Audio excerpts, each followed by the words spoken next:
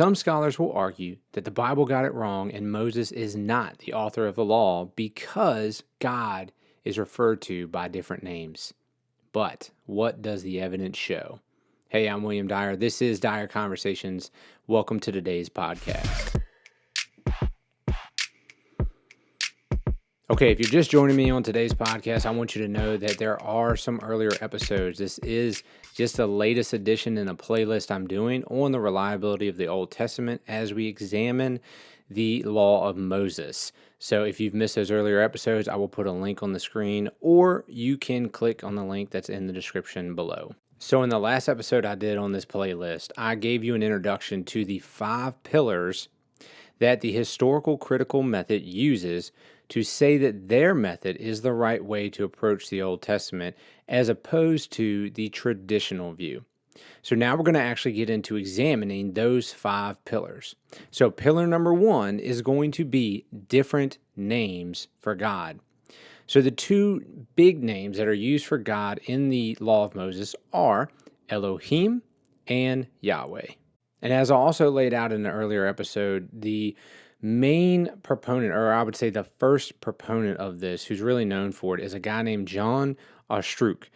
And he began formulating a theory that said, look, we have these different names for God that is found in the Hebrew text. So we find Elohim and we find Yahweh. Now, what he did is, and what subsequent scholars did, is they built upon this theory and said, listen, if we have these different names, then that means Elohim had to come from a line of sources. And then Yahweh had to come from a different line of sources. And what the composer of the Pentateuch, which remember is the first 5 books of the Old Testament, what the composer of the Pentateuch did is he took the source documents that used Elohim to refer to God, and then took the source documents that referred to God as Yahweh, and he kind of picked and chose from them and matched them together and formed what we now have as the Pentateuch. The question is this theory correct? What does the evidence actually say? Well, in today's episode, I'm going to show you that it fails on 2 major fronts. So simply stated, this theory is just false. Here's what we know now after decades and decades of study into the Hebrew text of the Old Testament. We've learned that the term Elohim and all of its cognates, that is a general term for God or the deity or a deity. Whether it be the Hebrews talking about the deity that they're referring to, or whether it be one of the other ancient civilizations that Israel was contemporary with and the deity that they were referring to. So Elohim was simply a common term used for God or a godlike figure. However, Yahweh, that term on the other hand, is specifically designated to Israel as the name that God revealed to them by which he was going to be called. So I'm going to give you a quote here by a scholar named Umberto Cassuto. And again, I will put the footnotes in the description below so you can go check it out for yourself and read around the context. But he is a rabbi and a former professor of Hebrew at the University of Florence. So we're going to talk a little bit about the Hebrew language today, and I want you to know that I'm not just speaking off of what I think, but I'm also backing it up with real Hebrew scholars. And here's what he says. On the other hand, the name Yahweh is a proper noun, the specific name of Israel's God, the God whom the Israelites acknowledged as the sovereign of the universe and as the divinity who chose them as his people. Okay, this first pillar of the historical critical method fails what I call the common sense test. It just doesn't pass what's common sense. I mean, you think about it on how we use language today. In today's culture in America, we can refer to God using a common noun, God, but we can also refer to God using specific names like the God of Israel or Jesus Christ, who's God incarnate, or Yahweh, right? We can use some qualifiers to specify which God we're referring to. So, for example, if I'm talking to another Christian, I don't need to use those qualifiers. If we're talking about the Bible and I say, well, I read that God said, or hey, I was praying to God the other day, they're going to know who I'm talking about. I don't have to use qualifiers for which God I'm referring to. However, if I'm talking to somebody who's not a Christian, but is also not an atheist, somebody who believes in some sort of supernatural power or deity, or at least maybe is seeking and open to the concept that there is a God-like figure out there, and I'm describing to them the sort of God I believe in, then we can use the general term God, even though their concept of God might be different than my concept of God.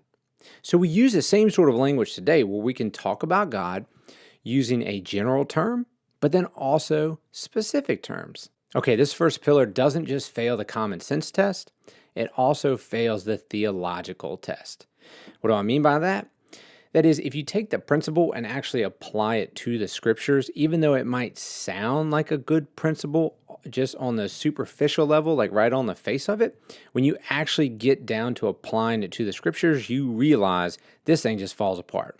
So I'm going to give you just one example. So we're going to go back to our Hebrew scholar friend, Umberto Cassuto, and what he did was he took this principle and he applied it just to the wisdom literature of the Old Testament. Now, the wisdom literature is going to be Proverbs, Psalms, and the Song of Solomon, all right? And so what he did was then he examines how those letters use the term Elohim and its cognates like El and other designations of it, or how it uses the term Yahweh.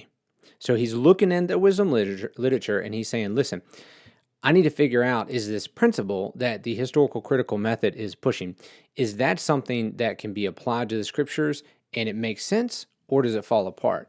Well, basically, to kind of summarize what he gets at, he tells us that the authors of the wisdom literature, they use these non-specific terms of Elohim and all of its cognates, but the specific name Yahweh is used when it's just a purely Israelite setting. So basically what he says is just when the Israelites get together and they're talking about God, they would use Yahweh. However, if they were going to be interacting with other cultures, they would use the term Elohim, the more general sense for God. That makes sense, right? This is what I said earlier. If I'm talking to somebody who doesn't believe in the Christian God, then I'm not going to necessarily use specific terms for the God I believe in when we're just talking about God in a general sense. He goes on to conclude, and I'm going to give you this quote here. There is no reason, therefore, to feel surprised that the use of the names vary in the Torah. On the contrary, we should be surprised if they were not changed about. So here's why that is important. Because the historical critical scholar will come along and go, listen, we have these multiple different names that are used for God. Let's just categorize them under Elohim and Yahweh. The problem is they jump to the conclusion that because there's different names, that the only reasonable reason that is because, well, this has to be one source of documents, and that has to be another source of documents that some later editor came along, pulled from both of them, matched them together, and now we have the Pentateuch. However, if you actually investigate the Hebrew language and how the Israelites use these different terms, what you come to learn is that Elohim is a general term for God. Yahweh is the specific name that God revealed to Israel as this is who I am as a person, as an actual being. This is the name I want to be called by. But then also you see that the authors in the Old Testament use these two terms for specific settings. That is, when Israel might be interacting with other cultures, they're going to use the general term Elohim unless there's a reason why they're going to refer specifically to their God. But when they're talking to each other, and they're talking about God, they're going to call him Yahweh.